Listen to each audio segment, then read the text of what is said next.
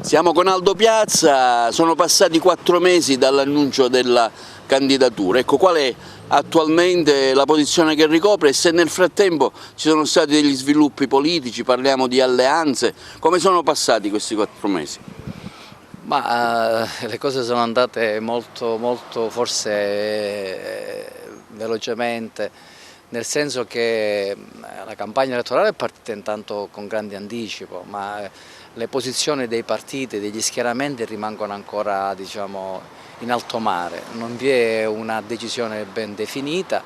Da un lato non si riesce neanche ancora a capire chi sono i candidati di centrodestra e di centrosinistra, che parrebbe che tutti fossero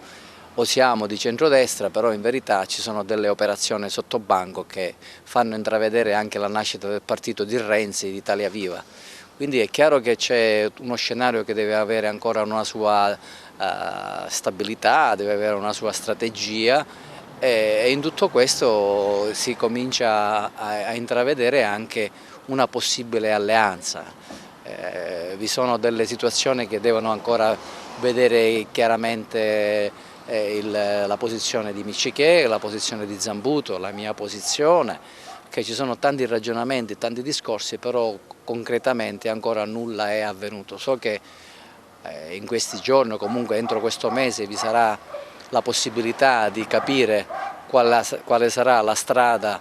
per le prossime amministrative e in questo senso si capiranno anche alleanze e quindi anche, diciamo, le coalizioni che dovranno sostenere i candidati sindaco. Ecco, si fanno sempre appelli sull'unità del centrodestra, ma questa unità sembra non volere mai arrivare, anche il centrosinistra non mi pare sia, diciamo, molto unito tra di loro, 5 Stelle marcia da sola, insomma lei nonostante tutto continuerà il suo impegno e la sua candidatura su ciò che è stata la sua esperienza di sindaco della città di Agrigento. Sì, certo, io sto facendo la mia strada in punta di piedi con grande, diciamo, anche attenzione e anche interesse nei confronti di una città che è sotto gli occhi di tutti, abbandonata, che ha non più una sua, diciamo, identità vera e propria, una città che non si riconosce. Per cui bisogna pensare che il candidato sindaco deve avere, diciamo, non solo la forza di decidere ma anche di determinare un cambio di passo. Non è possibile chiaramente assistere ancora a una marginalità della città di Agrigento rispetto a Catania e a Palermo, perché qui basterebbe solo un piccolo aeroporto già per mettere in tilt sia Catania che Palermo. Purtroppo questo non è stato mai fatto e non si capisce per quale ragione, pur avendo noi un bacino ricco di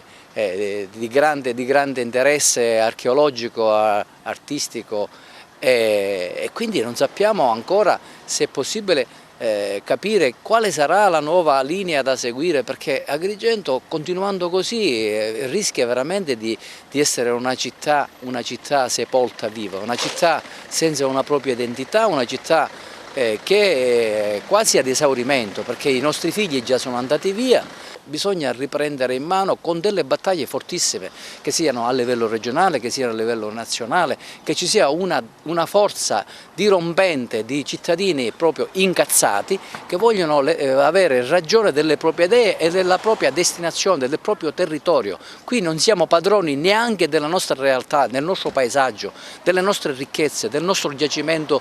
di beni. Siamo proprio abbandonati a noi stessi e in tutto questo la politica mi pare che sia assente, che non guarda assolutamente l'interesse del cittadino, perché in tutto questo il cittadino credo che non abbia nessun interesse. L'unico interesse in questo momento è quello di accaparrarsi un posto al comune di Agrigento o come sindaco, come assessore, cariche di sottogoverno, deputati regionali, nazionali, cariche a tutti i livelli, sottogoverni. Però il cittadino e i bisogni dei cittadini, le difficoltà di tutti i giorni praticamente rimangono solo fine a se stesse.